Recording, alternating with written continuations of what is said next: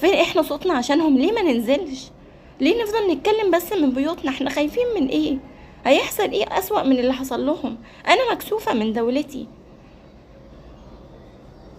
مكسوفة نكون احنا على حدودهم وبيستنجدوا بينا واحنا ما بنعملش حاجة، بندعي يعني ايه؟ مش فاهمة. كم طفل فضل واقف مادد ايده من ورا الحدود اللي بيننا وبينهم واتقفلت عليهم حتى دي؟ كم طفل فضل يستنجد بينا؟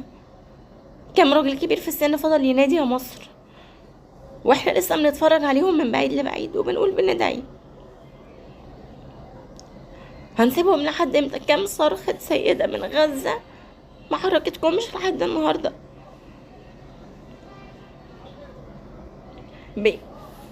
استهونوا بينا، وهم استهونوا بينا كعرب وكمسلمين لما يعرضوا حاجة خاصة لستات في غزة، ولما ست تتضرب قدام جوزها وابنها مش عارف يعمل حاجة مكبلينه وبيضربوها هي. 13 طفل مات من الجوع، ويعلم اكتر من كده ولا لا؟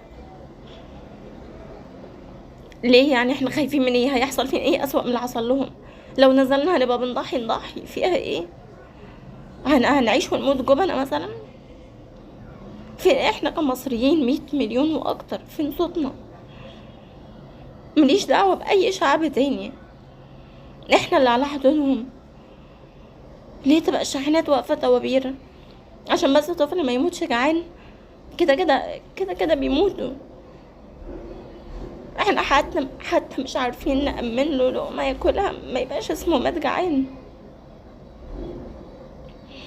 باب النجاة الوحيد عشان يطلعوا من غزة من عندنا، بس عشان يطلعوا من غزة بنلعب بأعصابهم، بنتاجر بأرواحهم. كام ألف دولار للفرد لازم يدفع؟ مين المسؤول عن ده أصلا؟